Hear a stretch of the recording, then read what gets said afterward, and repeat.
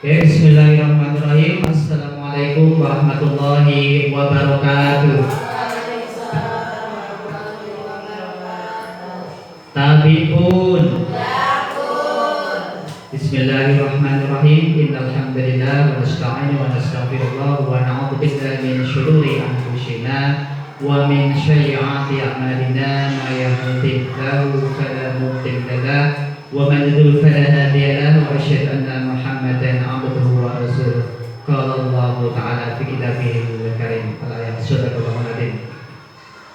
Kepada Ibu Dijah Diana selaku Kepala Sekolah daripada UPTD SDN 1 Sukajatiga yang kami hormati, kepada Bapak Ibu Dewan Guru UPTD SDN 1 Sukajatiga yang kami hormati, serta staf, tendik dan jajaran yang kami hormati. Yang pertama dan yang paling utama, mari senantiasa kita memanjatkan rasa puji dan syukur kita kehadirat Allah Subhanahu wa taala karena luar biasa berkat limpahan rahmat dan karunia-Nya. Pada pagi menjelang siang hari ini kita masih diberikan kesehatan, kekuatan terutama sehingga kita dapat melaksanakan rutinitas kita dapat berangkat ke sekolah melaksanakan tugas dan kewajiban kita sebagai seorang guru mendidik putra putri generasi bangsa Indonesia. Yang bersyukur alhamdulillah pada pagi hari ini kita masih diberikan kesehatan oleh Allah SWT. Amin ya rabbal alamin. Kedua kalinya sholawat beriring salam mari senantiasa kita sanjungkan kepada baginda Nabi Agung Muhammad Sallallahu Alaihi Wasallam. Tentunya yang senantiasa kita nantikan syafaatnya kelak di yaumul qiyamah. Amin ya rabbal alamin.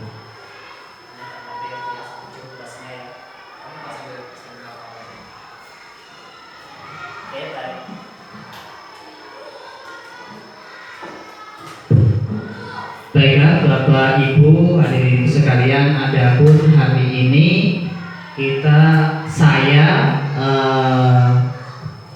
guru penggerak atau calon guru penggerak angkatan 10 tepatnya di Kecamatan Marga 3 pada pagi menjelang siang hari ini akan belajar berdiskusi memaparkan materi yang telah saya dapatkan dalam pendidikan guru penggerak selama beberapa minggu yang lalu. Jadi di sini saya tidak mengajari Bapak Ibu, tidak mau artinya tidak ingin mendikte Bapak Ibu, tapi kita di sini belajar bersama, sharing bersama. Mungkin ilmu atau edukasi yang saya dapatkan di pendidikan calon guru penggerak angkatan 10 ini bisa berguna kepada Bapak Ibu Dewan Guru PTD SDN 1 Sukajatiga. Jadi dirasa nanti ketika saya menanyakan slide per slide, materi per materi, ataupun mungkin redaksi kalimat saya, paparan saya, atau narasi saya yang kurang berkenan di hati Bapak Ibu, mohon di-skip atau jangan diambil hati, karena saya rasa dan saya yakin Bapak Ibu Dewan Guru jauh lebih berpengalaman dari saya, jauh lebih profesional dari pengalaman, kemudian metode mengajar, kemudian yang lainnya secara pedagogik dan profesionalisme seorang guru. Saya yakin Bapak Ibu lebih jauh dan lebih banyak pengalaman daripada saya. Sehingga saya belajar berbagi. Mudah-mudahan sekelumit atau sedikit paparan saya nanti bisa kita sharing bersama, kita diskusi bersama. Jikalau memang ada hal yang positif, boleh Bapak Ibu mengadopsi atau boleh Bapak Ibu mengambil referensi yang dirasa itu memang penting, perlu dan baik dilakukan. Begitu ya Bapak Ibu guru ya. Oke, terima kasih. Oke, adapun aksi nyata modul 1.4. Oke, jadi bersyukur alhamdulillah Bapak Ibu guru selama berproses beberapa minggu saya mengikuti pendidikan guru penggerak, saya sudah menyampaikan pada modul 1.4. Apakah itu sudah selesai? Masih panjang, masih jauh Bapak Ibu perjuangan yang perlu saya lalui untuk menyelesaikan proses pendidikan guru penggerak. Mudah-mudahan dari dukungan support Bapak Ibu bisa memberi semangat saya untuk dapat menyelesaikan pendidikan guru penggerak tersebut dari awal sampai akhir. Oke. Baiklah Bapak Ibu sekalian, adapun paparan materi yang akan saya sampaikan pada pagi menjelang siang hari ini, yakni aksi nyata modul 1.4 budaya positif. Apa itu budaya positif? Nanti kita kupas bersama-sama, kita belajar bersama-sama. Oke, sebelum kita memulai daripada paparan kita pada pagi menjelang siang hari ini, saya minta kita ice breaking dulu ya. Kita ice breaking dulu sebentar. Kalau saya bilang tepuk tunggal, silahkan Bapak Ibu tepuk 1 kali. Kemudian kalau tepuk ganda 2 kali. Kemudian kalau tepuk triple maka tepuk 3 kali. Itu sebagai penyemangat buat kita Bapak Ibu siap melakukan pembelajaran pada pagi menjelang siang hari ini. Bisa dicoba ya Bapak Ibu ya. Oke. Tepuk tunggal, tepuk ganda, tepuk triple. Oke, sekarang kalau saya bilang triple berarti ada oke ya. Tepuk tunggal, tepuk triple. Oke. Sekarang kalau tepuk triple bilang yes. Kalau tadi oke, sekarang yes. Tepuk tunggal, tepuk ganda, tepuk tunggal, tepuk triple. Yes. Oke, terima kasih Bapak Ibu sekalian. Oke, kita lanjut ke paparan materi pada pagi siang hari ini. Oke, perkenalkan dulu Bapak Ibu Dewan Guru PDDS 1 Sukaraja 3 yang kami hormati. Di sini ini sedang melakukan proses pendidikan calon guru penggerak. Saya didampingi atau dibimbing oleh orang-orang hebat yang sudah tentunya ahlinya dalam bidang pendidikan Bapak Ibu sekalian. Oke, bisa dilihat yang sebelah sana, beliau adalah ibu yang paling cantik. Beliau namanya Ibu Dr. Melianti SPD MM. Beliau sebagai fasilitator saya atau kami yang melakukan proses pendidikan calon guru penggerak angkatan 10. Kemudian di sini ada Kak Ferry Angga Saputra. Beliau adalah pengajar praktik ya Bapak Ibu sekalian. Mungkin Bapak Ibu sudah tidak asing lagi karena Kak Ferry sudah beberapa kali berkunjung ke SD kita untuk melakukan pendampingan individu. Kemarin mungkin ada beberapa Bapak Ibu guru yang bertemu ya sama Pak Ferry yang ini. Oke, kemudian saya sendiri sebagai calon guru penggerak angkatan 10.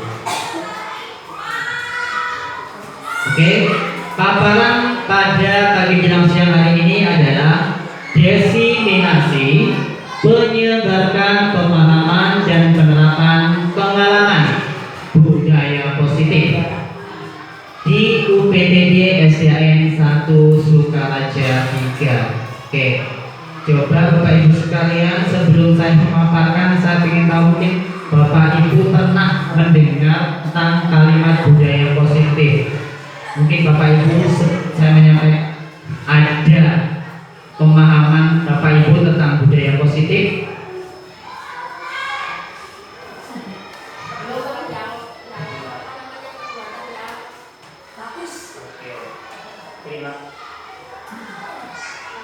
Terima kasih Bu Sarjiem. Beliau menyampaikan budaya positif adalah perilaku atau kebiasaan yang baik, ya. Oke, luar biasa.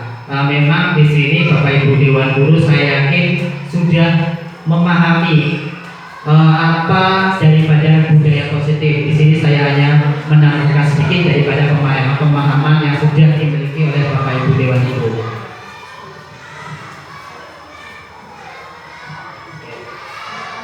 Budaya positif adalah sebuah nilai kebajikan yang menjadi keyakinan dan pada akhirnya menjadi karakter atau ciri khas dari sebuah komunitas atau lembaga. Untuk menciptakan budaya positif di sekolah, guru hendaknya mampu menjalankan perannya dalam menciptakan pembelajaran yang nyaman dan menyenangkan di sekolah. Karena budaya positif dapat mendorong murid untuk mampu berpikir dan bertindak serta mencipta sebagai proses memerdekakan dirinya sehingga murid lebih mandiri dan bertanggung jawab. Jadi yang disampaikan Bu Rita tadi sudah mewakili dan benar Bu. Jadi budaya positif itu ada sesuatu tingkah laku perbuatan kebiasaan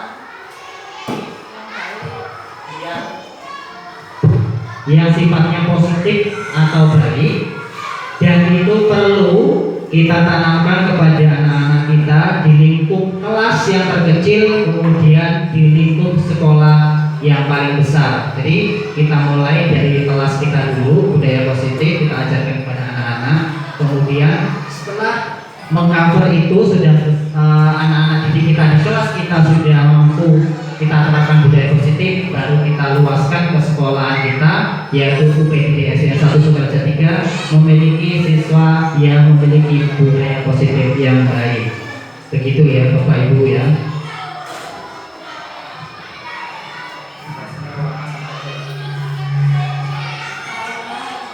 Oke. Konsep inti budaya positif. Nah, untuk menerapkan budaya positif itu ada inti-intinya Bapak Ibu. Nah, di situ ada 7 poin inti dari budaya positif. Yang pertama adalah perubahan paradigma belajar. Kemudian disiplin positif itu sendiri, kemudian kebutuhan dasar manusia. Yang keempat adalah motivasi perilaku manusia.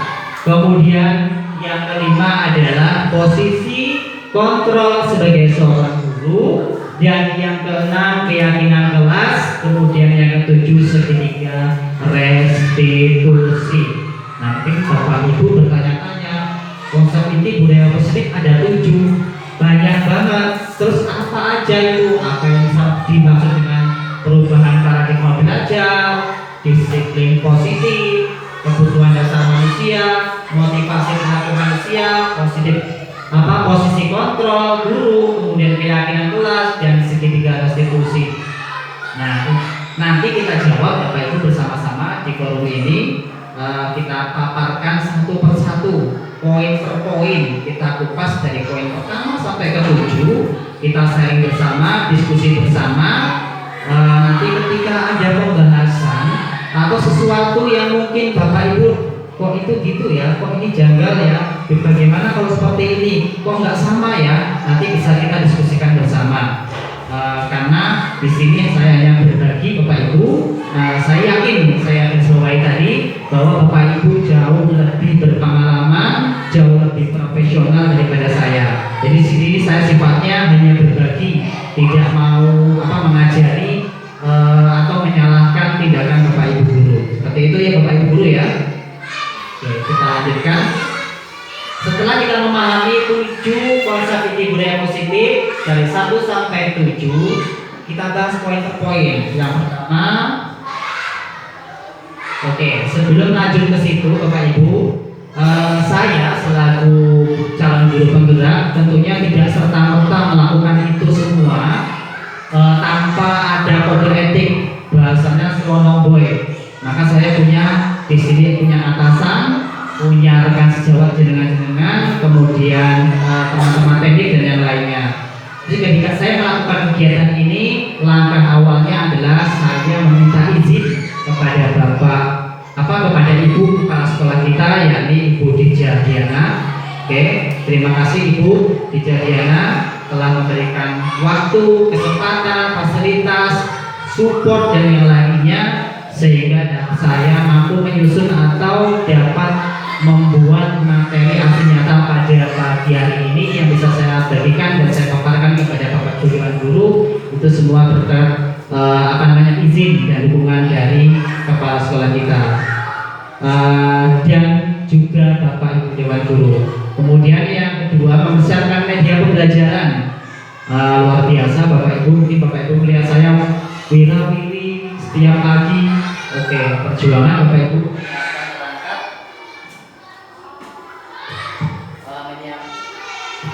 menyiapkan perangkat yang perlu saya siapkan, mulai dari saya proses menyusun rencana nyata pada pagi hari ini.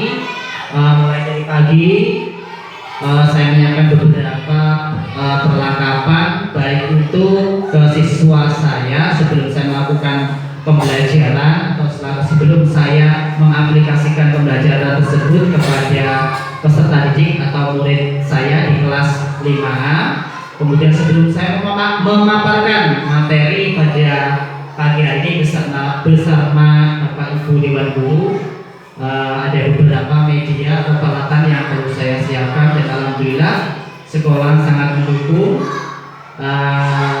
Medianya juga beberapa banyak yang ada, sebagian kecil mungkin saya usaha sendiri. Oke.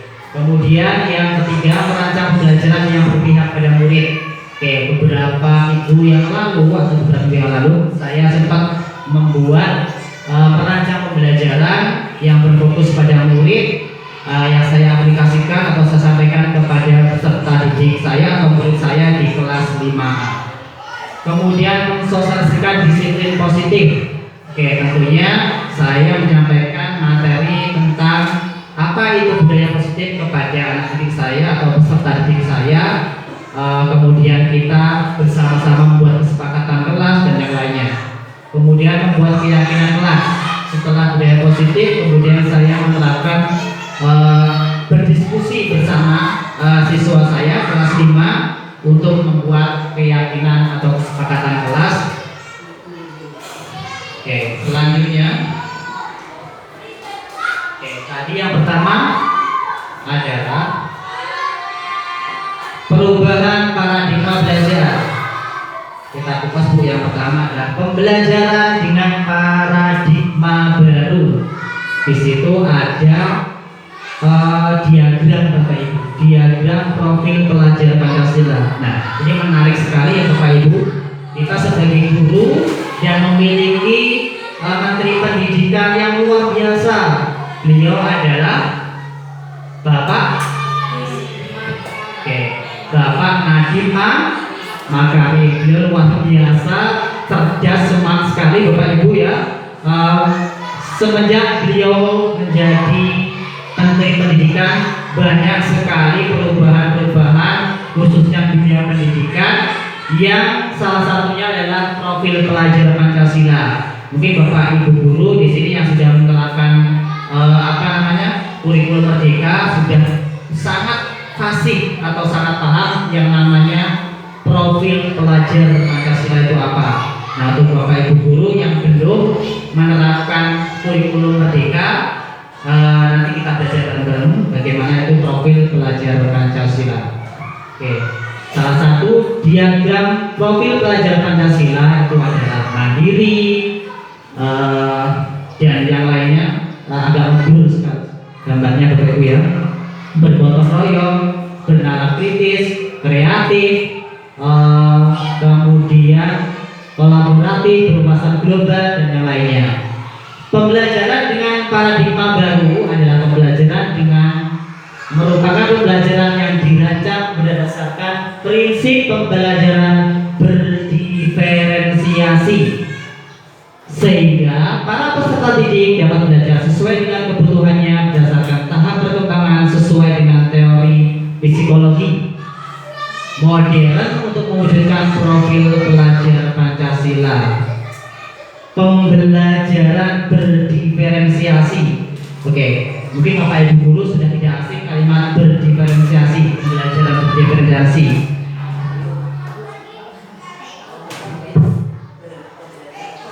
Pembelajaran berdiferensiasi benar sekali yang diimplementasikan oleh Bapak Ibu guru. Mungkin ada yang sudah menerapkan ya apa itu pembelajaran berdiferensiasi. Pembelajaran berdiferensiasi adalah pembelajaran yang melihat karakter masing-masing peserta didik. Karena kita Bapak Ibu guru, khususnya wali kelas dan ataupun guru mapel, ketika melakukan pembelajaran pasti menemukan siswa yang beraneka ragam ya Bapak Ibu ya di kelas kita. Apalagi yang guru kelas seperti saya, luar biasa. Dalam satu kelas ada 23 siswa, maka ada 23 jenis karakter siswa, luar biasa. Itu bukan suatu masalah bagi kita ya Bapak Ibu, itu justru keunikan, warna tersendiri bagi kita sebagai guru. Jadi pembelajaran berdemokrasi ini artinya adalah dari keunikan macam-macam jenis karakter siswa, baik itu perilakunya ya Bapak Ibu, perilaku siswa, mental siswa, kemudian daya tangkap siswa, kemudian yang lainnya tentunya pasti berbeda dalam satu anak itu. 20 siswa pasti juga 20 siswa keunikan yang dia miliki. Antara si A dan si B, si A dia pintar matematika tapi belum tentu pintar pelajaran yang lain. Si B dia lemah di matematika, belum tentu dia lemah di pelajaran yang lain. Siswa yang agak sedikit aktif di kelas, pembelajaran kurang dia mampu pahami, kadang dia hebat atau berprestasi dalam bidang yang lainnya, mungkin olahraga ya kan, yang lainnya, atau kreativitas yang lain, atau bakat-bakat yang lain. Jadi pembelajaran berdiferensiasi itu artinya Bapak Ibu dituntut untuk bisa memahami siswa tersebut dan mampu mentransfer ilmu itu sesuai dengan porsinya. Oh, anak ini siswa pandai, maka bagaimana kita mengemas proses pendidikan tersebut kepada anak pandai. Kemudian ketika anak itu agak sedikit sedang, maka bagaimana cara kita menangani anak yang memiliki kemampuan sedang, itu seperti apa. Kemudian anak yang memiliki kemampuan rendah, nah itu bagaimana cara Bapak Ibu menanganinya. Saya rasa Bapak Ibu lebih jago, lebih hebat. Artinya pembelajaran berdiferensiasi adalah kita sebagai guru harus mampu membimbing anak sesuai porsinya. Kita melakukan metode pembelajaran, memilih pembelajaran, kemudian menyikapi siswa yang beraneka ragam itu secara tepat tanpa menyamakan. Artinya siswa yang pandai kita samakan, soal 20 semua satu kelas, sedangkan anak yang pandai selesai lebih dulu. Kemudian anak yang di bawah maka dia akan lebih lama. Itu nanti pembelajaran berdiferensiasi kita kupas bareng-bareng atau kita belajar bersama-sama.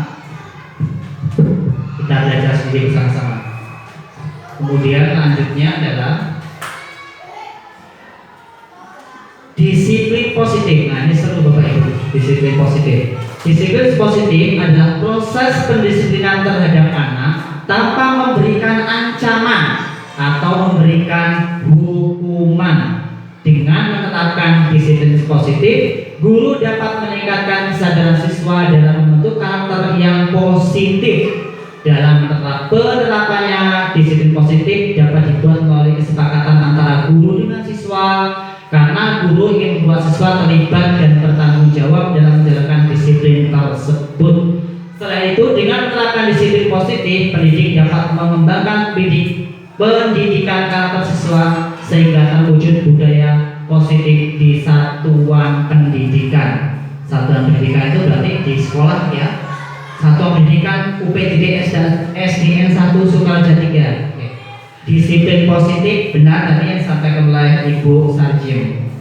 Nah, ternyata Bapak Ibu, disiplin positif itu perlu kita buat, kita tulis, kemudian kita tempel di kelas kita masing-masing agar anak-anak itu tahu budaya positif yang mereka yakini.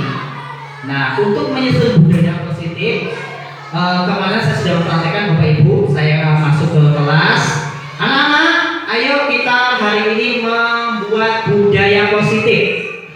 Apa itu Pak budaya positif? Wah, biasa, anak-anak sangat tertarik karena mereka mungkin baru mendengar atau kalimatnya luar biasa ya Bapak Ibu ya. Disiplin positif, bagus sekali, luar biasa. Nah, kemudian saya katakan bahwa kita kan sekolah. Di sini ada Bapak Ibu Dewan Guru, kemudian ada anak-anak. Guru tugasnya mengajar, kemudian anak-anak tugasnya belajar. Nah, budaya positif itu adalah kegiatan-kegiatan atau perilaku positif yang perlu diterapkan anak-anak di sekolahan. Kita di kelas dulu ya anak-anak, kita kelas 5A, kita buat budaya positif. Contohnya satu, apa anak-anak budaya positif? Budaya positif itu perilaku yang baik, Nak. Oh ini Bu, berpakaian rapi, kemudian tiket kantor dan yang lainnya, luar biasa. Sebenarnya anak-anak tahu. Nah setelah itu kita sadar Bapak Ibu. Jadi yang membuat budaya positif itu anak-anak. Kita tawarkan ke anak-anak budaya positif, anak-anak sendiri yang membuat. Jadi bukan kita. Anak-anak satu, tidak boleh terlambat. Dua dan segala tidak. Jadi anak-anak yang kita libatkan langsung. Secara otomatis anak-anak akan membuat peraturan yang dia buat sendiri, kemudian dia akan melaksanakannya sendiri. Beda ya Bapak Ibu, maaf ini ketika kita guru yang membuat, ayo catat sekretaris satu, nggak boleh terlambat dan segala macam. Setelah itu tempel, anak-anak baca itu budaya positif. Kalau kalian terlambat, lihat budaya positif, kalian melanggar itu. Nah, kalau seperti itu kesannya kan kita memaksa. Jadi anak-anak, oh itu yang buat siapa? Nah, jadi kita lebih melibatkan ke peserta didik. Biarkan mereka bernalar sendiri, biarkan mereka membuat budaya positif sendiri. Kemudian setelah tidak langsung mereka akan menerapkannya. Saya yang buat kok, saya melanggar. Jadi saya yang harus bertanggung jawab. Dari sini ada apa namanya? Pemahaman ya Bapak Ibu ya. Jadi budaya positif itu bukan guru yang membuat atau bukan kita yang membuat, tapi kita ajak anak-anak berdiskusi. Anak-anak silakan kalian buat budaya positif. Budaya positif itu adalah kegiatan yang sifatnya baik anak-anak yang tidak boleh kalian langgar ketika di sekolahan. Oke. Nah, kemudian apa namanya ikut tiket kantor dan segala macam. Kemudian mereka buat, kemudian mereka tulis. Bisa kita kasih media kertas sobek atau kertas warna Bapak Ibu ya. Oke, kemudian kita bagikan kepada anak-anak. Kemudian setelah itu kita kumpul, kita tempel. Nah, setelah itu kita rumuskan, kita tulis, kemudian kita bisa tempel di tembok.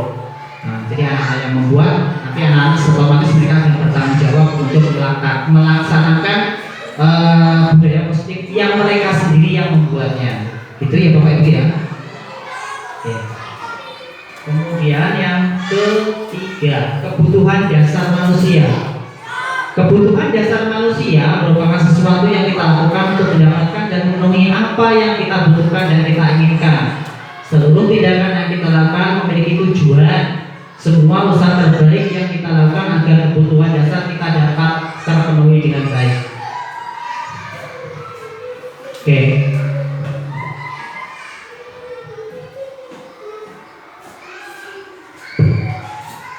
Kemudian tiga, kebutuhan dasar manusia. Bapak Ibu saya rasa sudah paham. Setiap manusia itu pasti memiliki kebutuhan. Baik kebutuhan itu yang sifatnya pribadi, sosial, sekunder, primer atau tersier ya Bapak Ibu ya. Kalau pelajaran kelas tinggi, kelas 5, kelas 6 saya rasa sudah Bapak Ibu lebih paham tentang itu. Artinya Bapak Ibu, ketika kita melakukan sesuatu kegiatan pasti pada dasarnya memiliki tujuan, dan tujuannya adalah untuk memenuhi kebutuhan kita. Ibaratnya kita bekerja, pasti Bapak Ibu memiliki misi apa, untuk apa sih kita bekerja? Pasti kita bekerja ya selain melakukan kewajiban dan tanggung jawab kita sebagai bentuk tanggung jawab, kemudian ibadah kita kepada Allah, kepada Tuhan Yang Maha Esa. Kita juga memerlukan profit ya Bapak Ibu. Nah profit tersebut bisa kita gunakan untuk memenuhi kebutuhan kita sehari-hari. Itu kebutuhan dasar manusia. Artinya sebagai manusia kita melakukan sesuatu tujuan, yang tujuannya itu berbeda-beda, yang intinya adalah untuk memenuhi kebutuhan kita masing-masing.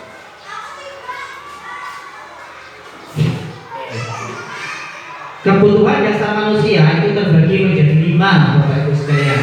Yang pertama adalah bertahan hidup. Tentu ya Bapak Ibu ya, kita bekerja mati-matian luar biasa tentunya untuk bertahan hidup. sehingga tercover semua kebutuhan ekonomi, keluarga, pendidikan dan yang lainnya. Apa itu bertahan hidup? Contoh apa namanya? Kegiatannya atau sesuatu yang diperlukan, yaitu makan, pakaian, tempat tinggal, keamanan dan kesehatan. Itu yang primer. Kemudian yang kedua, kasih itu salah kalimatnya. Kasih sayang dan rasa diterima. Rasa diterima, dipedulikan, berbagi, kerjasama dan menjadi bagian dalam kelompok. Rasa kasih sayang dan rasa diterima. Tentu ya Bapak Ibu ya, kita semua ingin merasa dikasih sayang dan diterima, baik itu lingkup keluarga, rekan kita kerja atau dimanapun tempat, kita ingin dimengerti dan ingin diterima ketika kita ada di suatu tempat. Oke. Kemudian penguasaan. Nah, harga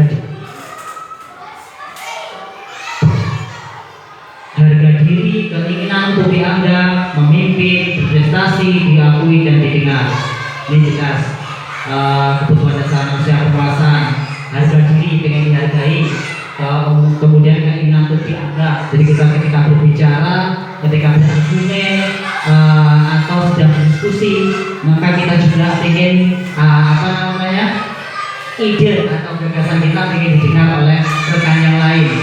Masa itu benar atau tidak, salah atau tidak, diterima atau tidak, minimal kita diberikan kesempatan seperti itu. Kemudian berprestasi, tentu Bapak Ibu ada rasa ingin untuk berprestasi, diakui, kemudian didengar. Kemudian yang keempat adalah kebebasan. Mandiri, memiliki pilihan, mencoba hal baru dan mampu mengendalikan arah dirinya. Bebas Bapak Ibu. Pada dasarnya semua manusia itu memiliki keinginan rasa kebebasan ya Bapak Ibu. Terlalu terkekang juga tidak enak. Artinya beberapa momen tertentu manusia itu memiliki keinginan untuk bebas. Begitupun anak didik kita. Ada kadang-kadang mereka juga ingin bebas tanpa ada halangan. Tapi bebas ini terkontrol ya Bapak Ibu. Bebas bukan berarti tidak terlarang atau larangan, bukan begitu. Kemudian kesenangan. Nah ini jelas setiap orang memiliki kebutuhan untuk bersenang-senang, bermain, humor, antusias dan tertawa. Positif. Walaupun kita sudah dewasa, orang sudah berumur, sudah tua, pasti beliau juga ada kalanya ingin bermain, kemudian ingin bercanda, kemudian ingin tertawa juga. Itu ya Bapak Ibu ya. Jadi 5 kebutuhan dasar manusia. Yang pertama adalah bertahan hidup, kasih sayang dan rasa diterima, penguasaan, kebebasan dan kesenangan. Oke. Kebutuhan dasar manusia itu beberapa, ada 3 slide. Yang pertama adalah hukuman, tidak terencana atau tiba-tiba. Oke, kebutuhan dasar manusia. Oke, kita lanjut ke nomor 5. 5 posisi kontrol guru. Nah, ini menarik Bapak Ibu. Selama saya melakukan proses pendidikan guru penggerak, dari beberapa materi semuanya bagus Bapak Ibu. Tapi ada beberapa materi yang sangat kena di hati saya atau sangat luar biasa ketika saya sebagai seorang guru. Ada beberapa pembelajaran yang luar biasa saya temukan di 5 posisi kontrol sebagai seorang guru. Ada 5. Yang pertama adalah penghukum, membuat merasa bersalah. Kemudian yang ketiga teman. Kemudian yang keempat mantau. Dan yang kelima adalah manajer. Apa itu penghukum dan sebagainya, kita belajar bareng-bareng Bapak Ibu. Ini agak mengerucut ya Bapak Ibu. Mungkin di sini nanti paparan saya agak sedikit bersinggungan dengan metode pembelajaran saya sendiri ketika belum melakukan pendidikan guru penggerak, dan mohon maaf ketika nanti agak sedikit menyinggung atau masuk bahasa gimana ya. Intinya ada beberapa kalimat-kalimat yang nggak pas atau kurang tepat menurut Bapak Ibu, mohon jangan diambil hati ya Bapak Ibu. Sekali lagi saya tekankan di sini, saya tidak ingin mengajari, tidak ingin yang lainnya. Di sini saya hanya berbagi. Jadi tolong ketika nanti ada bersinggungan dengan metode Bapak Ibu guru, jangan diambil hati, kita belajar sharing bersama. Begitu ya Bapak Ibu ya. Mohon maaf ini. Oke, kita bahas yang pertama. Penghukum. Saya sendiri, Bapak Ibu selama menjadi guru, mungkin posisi satu ini juga sering saya lakukan. Apa itu penghukum? Seorang penghukum, ini kita guru Bapak Ibu ya, ini kita menjawab guru ya. Seorang penghukum bisa menggunakan hukuman fisik maupun verbal. Orang-orang menjalankan posisi penghukum senantiasa mengatakan bahwa sekolah memerlukan sistem atau alat yang dapat lebih menekan murid-murid lebih dalam lagi. Guru-guru yang menerapkan posisi menghukum akan berkata, nah ini biasanya kalau kita sebagai guru menerapkan poin yang pertama penghukum, itu kadang-kadang kalimatnya yang sering diutarakan adalah patuhi aturan saya atau awas. Nah itu biasanya begitu. Kemudian yang kedua, kamu ini selalu saja salah, kamu ini selalu saja terlambat. Nah, kalau astagfirullahaladzim luar biasa ya Bapak Ibu, ternyata kita ada di posisi pertama menghukum. Dan kemudian selalu, pasti selalu yang terakhir yang selesai kamu mengerjakan tugasnya. Jadi ketika ulangan harian atau yang lainnya, kamu lagi yang terlambat, yang lain sudah selesai, kamu belum selesai dimulainya. Penghukum. Guru seperti ini senantiasa percaya hanya ada satu cara agar pembelajaran bisa berhasil, yaitu cara dia. Gitu. Itu saya alami sendiri Bapak Ibu, kadang-kadang saya malu. Oke, jadi saya posisi penghukum biasa ya. Saya jadi seorang guru yang nggak jahat sebenarnya, kurang bagus, kurang tepat. Kita di posisi penghukum. Mungkin di slide ini Bapak Ibu bisa mencerna atau sedikit merenungi. Saya yakin saya menyoroti dari diri saya pribadi, saya selalu ada di posisi penghukum. Ada beberapa waktu ya Bapak Ibu kita di posisi penghukum. Oke, nanti kita bagi bersama dari 5 posisi kontrol, posisi apakah yang tepat yang harus kita lakukan sebagai seorang guru. Nanti kita belajar bersama, berdiskusi bersama di forum ini. Penghukum, kemudian sebelum saya masuk ke slide yang lain, dari posisi penghukum mungkin Bapak Ibu ada sesuatu hal yang janggal. Oke, kita jalan dulu ya, nanti kita diskusi bersama. Yang kedua, membuat merasa bersalah. Pada posisi ini biasanya guru akan bersuara lebih lembut. Kalau tadi kan kamu ini jangan terlambat. Posisi ini biasanya guru akan bersuara lebih lambat. Membuat merasa bersalah akan menggunakan keheningan yang membuat orang lain merasa tidak nyaman, bersalah atau rendah diri. Bukan rendah hati ya Bapak Ibu yang guru agama, mohon maaf, rendah diri bukan rendah hati. Contoh kata-kata yang keluar dengan lembut seperti contohnya Bapak Ibu, kita ketika kita mengambil posisi yang kedua, posisi kontrol membuat merasa bersalah, itu posisinya ibu sangat kecewa. Ibu sangat kecewa sekali dengan kamu. Jadi intonasi kalimatnya memang lembut Bapak Ibu. Lembut, tidak meledak-ledak, tidak tegas kayak tadi, tapi sifatnya bikin anak itu down. Ibu sangat kecewa sekali sama kamu nak. Adik, ibu sangat kecewa sekali sama kamu hari ini. Ibaratnya anak itu ibaratnya kayak anak itu dijatuhkan mentalnya kena mental Bapak sana sekarang. Berapa kali Bapak harus memberitahu kamu ya? Berapa kali Anton, Kak Ali harus memberitahu kamu jangan terlambat. Kalimatnya memang enak, teduh, kemudian pelan tapi ngena, bikin anak itu down, bikin anak krisis PD. Kemudian gimana coba kalau orang tua kamu tahu kamu berbuat begini? Di posisi ini murid akan memiliki penilaian diri yang buruk tentang diri mereka. Murid merasa tidak berharga dan telah mengecewakan orang lain, orang-orang yang disayanginya. Jadi ketika kita menerapkan posisi yang kedua, membuat merasa bersalah, ini anak-anak biasanya terus diem, itu bukan karena dia mengakui kesalahan, dia merasa ya ampun, berarti aku anaknya nggak berguna, ya ampun aku luar biasa nih. Jadi mereka itu merasa mereka sangat bersalah, kemudian tidak berguna, seperti itu ya Bapak Ibu ya.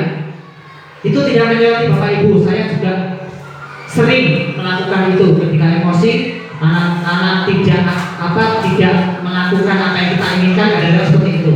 Terus anak-anak kadang-kadang terdiam, dia merasa sangat tidak berharga sini. Di posisi ini mungkin akan memiliki penilaian diri yang buruk tentang dirinya mereka. Jadi mereka itu menilai mereka sendiri, aku berarti jelek ya, aku nggak berguna nih. Jadi mereka menjelekkan diri mereka sendiri, kena mentalnya mereka gitu. Kemudian yang posisi ketiga, teman. Nah, menarik ini.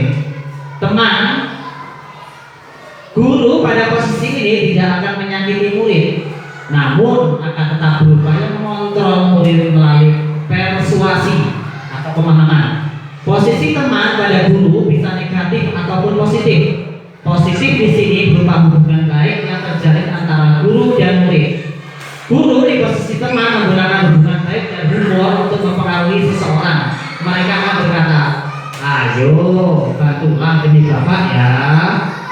Nah, itu kalimat kita memposisikan diri sebagai seorang teman.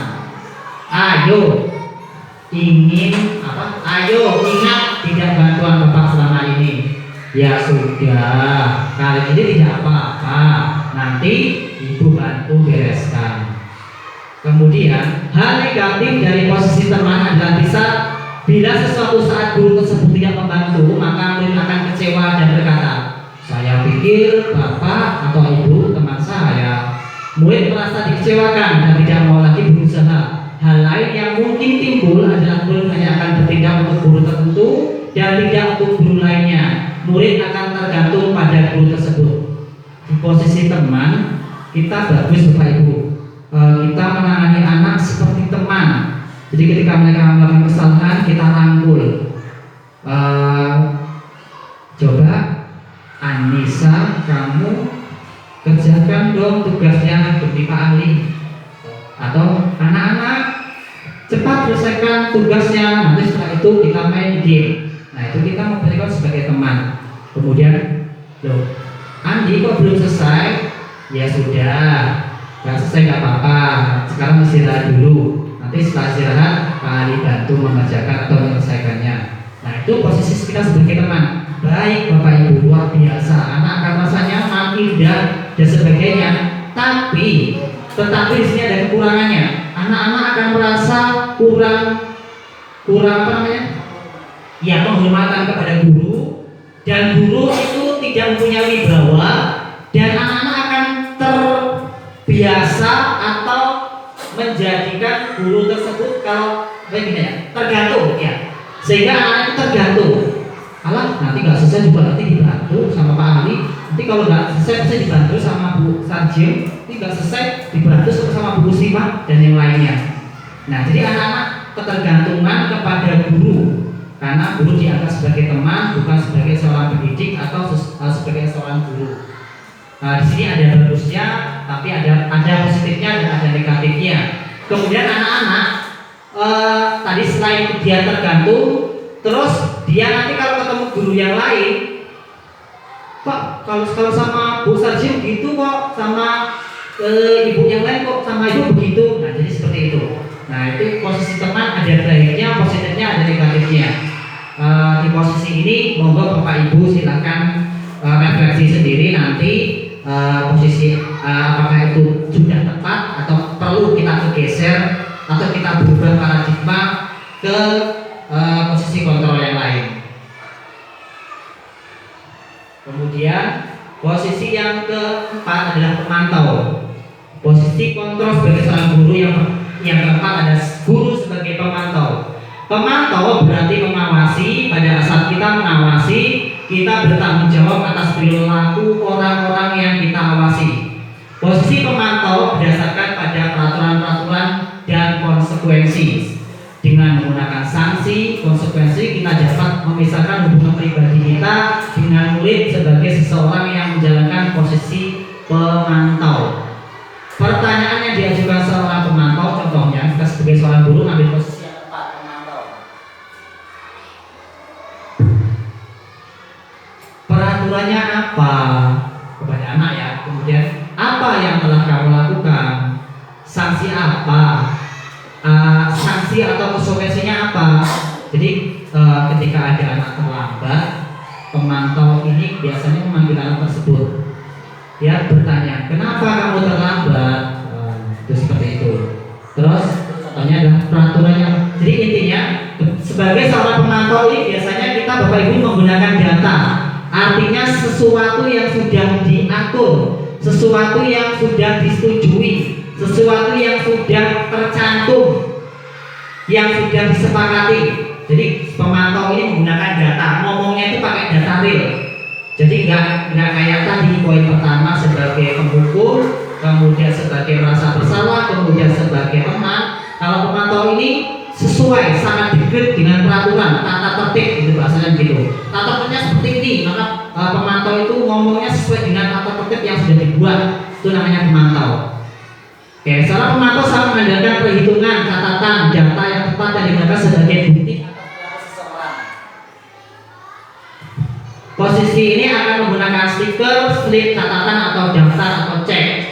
Posisi pemantau sendiri berawal dari teori stimulus respon yang menunjukkan tanggung jawab guru dalam mengontrol murid.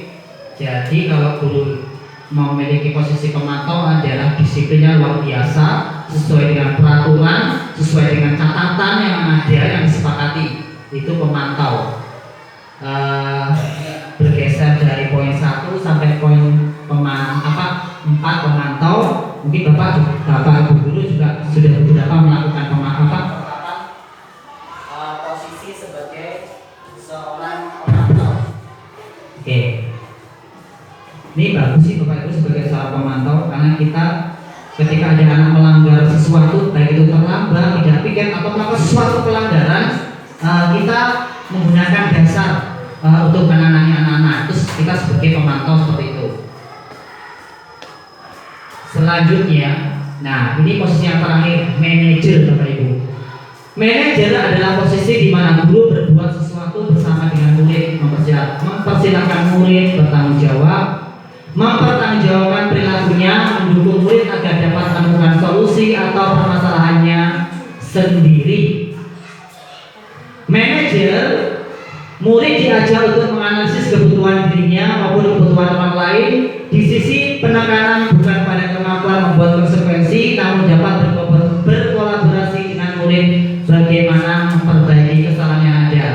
Seorang guru yang menerapkan perilaku atau posisi kontrol manajer adalah apa yang kita yakini, bertanya pihak di kelas, kemudian apakah kamu meyakininya? Jika kamu meyakininya, apakah kamu bersedia memperbaikinya? Jika kamu memperbaiki ini, hal ini menunjukkan apa tentang dirimu? Apa rencana kamu untuk memperbaiki hal ini? Tugas seorang manajer bukan untuk mengatur perilaku seseorang atau murid. Kita membimbing murid untuk dapat mengatur dirinya. Seorang manajer bukan memisahkan murid dari kelompoknya, tapi mengembalikan murid tersebut ke kelompoknya dengan lebih baik dan kuat. Namun perlu disadari, tujuan akhir dari 5 posisi kontrol seorang guru adalah mencapai posisi manajer.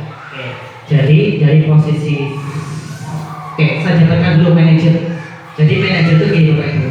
Ketika ada anak melakukan kesalahan, kita sebagai seorang guru tidak serta-merta menghardik menggunakan kalimat yang cetus, tinggi, menyuruh anak untuk dihukum yang lainnya. Jadi posisi manajer ini lebih melakukan pendekatan intern Bapak Ibu sekalian. Sebagai contoh, ada siswa yang berangkat terlambat. Langkah-langkah yang kita lakukan, kita tanya. Nah, atau kita sebut saja anaknya siapa. Mungkin namanya adalah Anton. Anton, kenapa kamu terlambat? Nanti dia akan menjawab sendiri. Umpamanya gini, Anton, kita sebut dulu. Anton, kenapa kamu datang terlambat? Anton akan menjawab, ya Bu, saya bangun kesiangan. Kamu tahu kita masuk jam berapa? Tahu Pak. Jam berapa? Jam 7.30 namanya. Oke, sekarang jam berapa? Jam 7.45. Kamu kamu telat berapa menit? Mungkin 15 menit atau 10 menit. Dia akan menjawab sendiri. Kita hanya bertanya, mereka akan menjawab kesalahan mereka sendiri. Nah, terus kita tanya lagi, apa keyakinan kelas yang kamu langgar? Kaitannya dengan keyakinan kelas tadi, apakah data terlambat itu bagus atau tidak? Dia akan jawabnya, enggak bu, enggak pak. Kamu melanggar keyakinan kelas yang mana? Tidak boleh datang terlambat. Oke. Nah sekarang kamu tahu tidak konsekuensinya kalau kamu datang terlambat atau? Iya pak. Nanti karena saya datang terlambat dari 15 menit, berarti nanti kalau teman-teman waktunya istirahat, saya harus tinggal 15 menit lebih lambat daripada teman-teman. Jadi teman-teman sudah istirahat, saya 15 menit harus mengerjakan soal sampai dengan selesai, baru saya menyusul teman-teman istirahat. Jadi intinya di posisi manajer Bapak Ibu, kita tidak perlu marah-marah kepada anak, kita tidak perlu menghardik anak, kita tidak perlu menyuruh anak-anak, ayo anak, kamu terlambat, permisi, buang sampah, lari lapangan, catat buku sebanyak sekian. Nah, di posisi manajer kita lebih melakukan pendekatan metode-metode sebagai seorang guru yang baik. Kita tanya baik-baik kepada anak-anak didik kita, murid kita yang melakukan pelanggaran. Secara otomatis mereka akan menjawab, mereka akan mengakui kesalahan mereka sendiri, kemudian mereka akan mencari solusi atau mereka akan mencari solusi dan tanggung jawab untuk menyelesaikan sebagai bentuk rasa bersalah tersebut. Seperti tadi, kamu tahu konsekuensinya, tahu kenapa kalau terlambat, ya itu tadi. Jadi kita tidak harus menghukum mereka, kita tidak harus menghadik mereka, tapi mereka sendiri menyadari kesalahan mereka, kemudian mereka sendiri yang akan mencari solusi. Nah, kalau mereka sendiri yang mencari solusi atau menyadari kesalahan, mereka akan bertanggung jawab, menyelesaikan masalah itu, atau tidak ketika mereka ada konsekuensi, mereka melakukannya itu dengan tanggung jawab, gitu Bapak-Ibu. Nggak karena dipaksa. Oh iya, tahu kok memang kesepakatannya itu. Memang kemarin dibuatnya seperti itu. Kalau terlambat 15 menit, ya saya harus tinggal 15 menit lebih lama dibanding teman-teman. Kalau saya umpamanya tidak piket, maka nanti setelah pulang sekolah atau setelah jam istirahat saya harus piket. Nah, jadi mereka tahu konsekuensinya sendiri.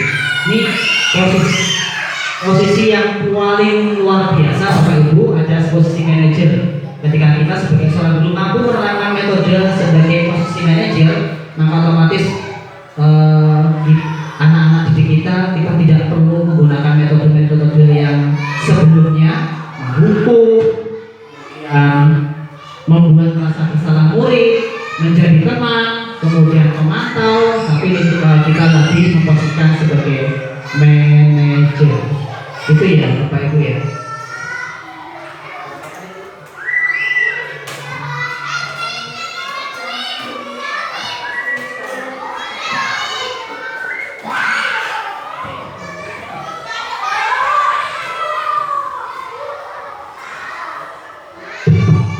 Oke. Contoh lain penerapan 5 posisi kontrol adalah, oke. Nah, kita skip aja, alhamdulillah. Kemudian, nah sekarang saya ingin tanya, posisi kontrol apakah ini Bapak Ibu? Bapak Ibu saya,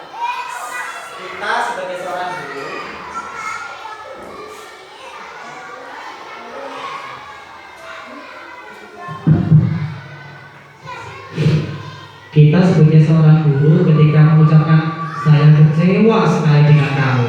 Coba posisi kontrol apa Bapak Ibu?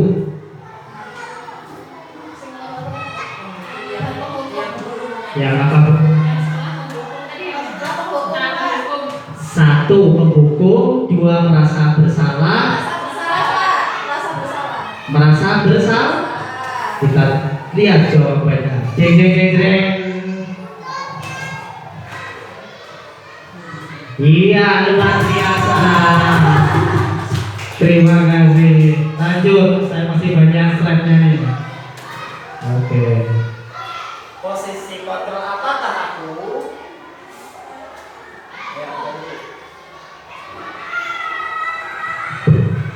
Kamu ini selalu sekarang lari lapangan 3 kali. Apa yang masuk ya? Apa tadi? 1 penghukum, 2 merasa bersalah, 3 teman, 4 pemantau, 3 adalah manajer. Penghukum, Pak. Penghukum. Kita lihat apakah ini benar?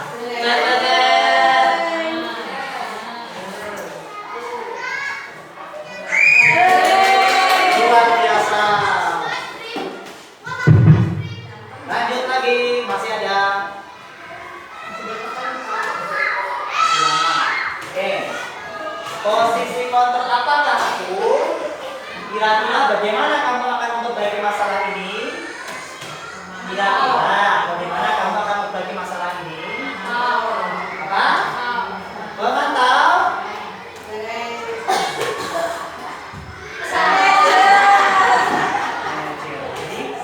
Manajer tadi adalah anak itu mengetahui cara solusinya mereka sendiri. Oke.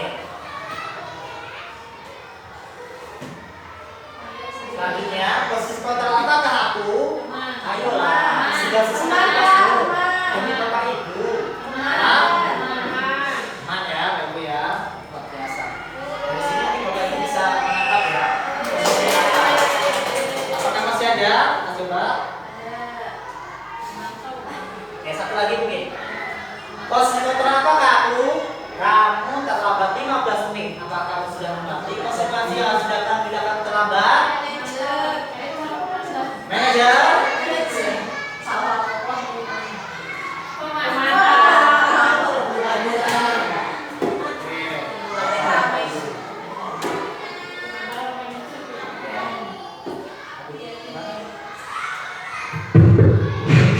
Keyakinan kelas yang pernah ada keyakinan kelas. Masih ada 1 poin lagi. Oke, keyakinan kelas merupakan kesepakatan yang diyakini bersama guru dan murid dengan harapan dapat meningkatkan kedisiplinan murid. Keyakinan kelas berupa pernyataan universal dibuat dalam bentuk kata-kata positif dan bersifat abstrak. Keyakinan kelas hendaknya tidak terlalu banyak sehingga mudah diingat dan dipahami semua warga sekolah. Kelas dapat ikut berkontribusi dalam pembuatan keyakinan kelas lewat kegiatan mengutarakan pendapat. Jadi sama dengan budaya positif, keyakinan kelas itu kita buat di kelas Bapak Ibu. Kemudian kita buat bersama-sama siswa, kita paparkan dulu, kita jelaskan apa itu keyakinan kelas. Keyakinan kelas itu ada sesuatu peraturan anak-anak yang perlu kita buat sebagai dasar untuk kita melakukan pembelajaran. Jadi kalau anak-anak melakukan pelanggaran, anak-anak harus bersekuensi atau bertanggung jawab dari kesalahan yang anak-anak buat itu sendiri. Oke, setelah anak paham, ya anak kita bisa berikan kertas atau bisa menggunakan media karton, kertas atau yang lainnya kepada anak-anak kita bagikan. Kemudian anak-anak suruh membuat keyakinan kelas sendiri. Nah, setelah anak-anak membuat keyakinan kelas, kita buat sedemikian rupa yang bagus bahasanya, kalimatnya sederhana Bapak Ibu, jangan terlalu susah. Nah, apa itu keyakinan kelas? Contohnya seperti apa? Coba kita lihat slide-nya. Nah, itu contoh keyakinan kelas Bapak Ibu. Ini ya, keyakinan kelas. Setiap anggota kelas perlu belajar, senang, melakukan tugas, saling menghargai, merasa aman. Kemudian selalu bersikap positif. Senantiasa menjadi diri yang terbaik, percaya dan menghargai orang lain serta dan yang lainnya. Oke. Kemudian senantiasa membantu, artinya saling bergotong royong. Kemudian hormat. Kami meyakini bahwa sangat penting untuk menghormati semua orang lain, barang milik orang lain, bekerja. Kami meyakini bahwa sangat penting untuk mengerjakan segala pekerjaan dan menjadi kenyataan dan dikerjakan. Intinya gitu. Keyakinan kelas ada sesuatu yang sifatnya positif yang dapat kita terapkan kepada anak-anak. Jadi ini yang membuat bukan kita ya Bapak Ibu. Kalau yang mendesain kita nggak apa, tapi yang membuat kalian keras itu anak-anak. Biar anak-anak sendiri yang membuat kalimatnya. Kemudian baru setelah itu kita guru bisa membantu untuk mendesain kalimat tersebut. Kita tempel di media atau kelas yang sudah dilihat, yang bahasanya itu sederhana, singkat, padat, jelas, nggak terlalu bertele-tele, terus anak itu bisa memahaminya dengan baik. Belajar, nah anak pasti kenal, tahu.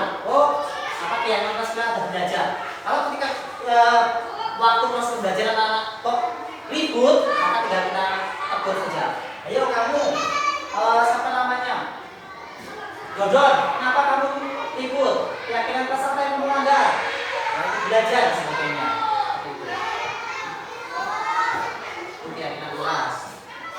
Kemudian segitiga restitusi, itu yang terakhir Bapak Ibu, segitiga restitusi. Ketika kita melakukan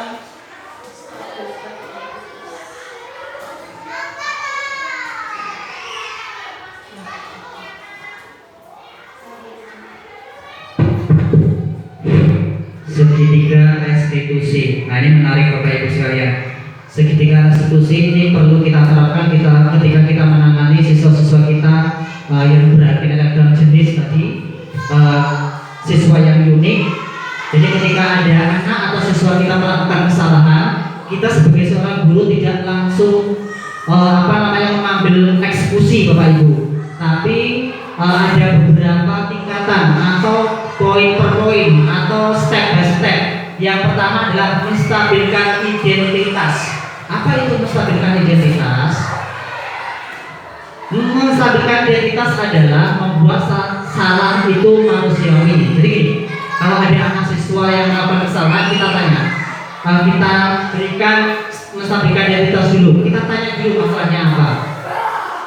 Contoh menstabilkan identitas adalah berbuat salah itu manusiawi. Tidak ada manusia yang sempurna. Bapak Ibu juga pernah melakukan kesalahan seperti itu. Bapak Ibu tidak tertarik untuk mencari siapa yang salah, tapi Bapak Ibu ingin mencari solusi dari permasalahan ini. Kamu berhak merasa seperti itu. Artinya Bapak Ibu, ketika kita menemukan siswa yang bermasalah, kita menstabilkan identitas dulu. Kita ajak ngobrol anak-anak, kemudian kita ngomong. Berbuat salah itu, rupanya ada anak berantem nih. Kita ngomong, berbuat salah itu manusiawi, wajar kamu berantem. Kemudian dulu Pak Ali juga pernah berantem. Manusia itu tidak ada sempurna. Kemudian di sini Bapak Ibu tidak mau mencari siapa yang salah, cuma di sini kita ngobrol bareng untuk mencari solusi. Kenapa tadi kamu berantem? Kemudian yang lainnya. Selanjutnya adalah validasi tindakan yang salah. Kamu pasti punya alasan. Jadi setelah dibuatkan kita lakukan menstabilkan identitas kepada siswa yang bertengkar tadi, langkah selanjutnya adalah validasi tindakan yang salah. Kamu pasti punya alasan mengapa kamu melakukan hal itu. Karena kamu pasti punya alasan kenapa tadi kamu berantem sama anak kelas 5. Padahal kamu bisa melakukan hal yang lebih buruk dari ini ya. Sebenarnya kamu bisa ya tadi menantem, bahkan tadi kamu tidak melakukan hal itu. Jadi kita validkan dulu anak tersebut. Kamu patut bangga pada dirimu sendiri karena kamu telah melindungi sesuatu yang penting buat kamu. Ya kamu bangga ya, kamu bisa mempertahankan apa yang menurut kamu benar gitu. Kemudian menanyakan keyakinan. Tadi keyakinan saya sampaikan, ditanyakan biar anak itu tahu kesalahan apa yang dia langgar, terus konsekuensinya seperti apa.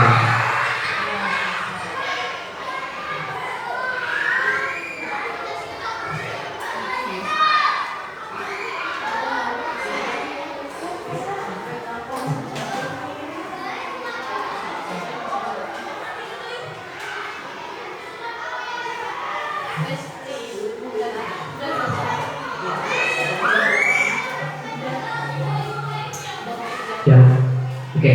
Bapak Ibu,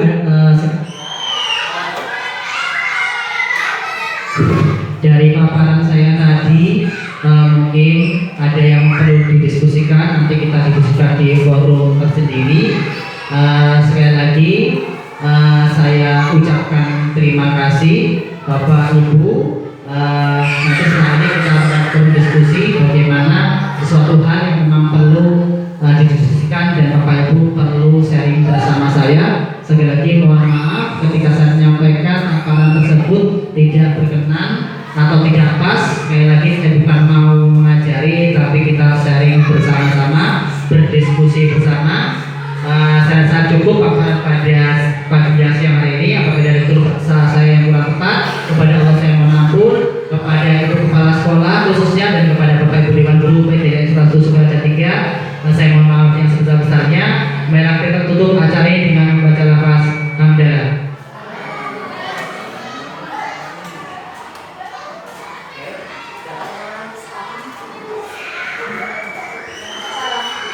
Saya akhiri. Assalamualaikum warahmatullahi wabarakatuh.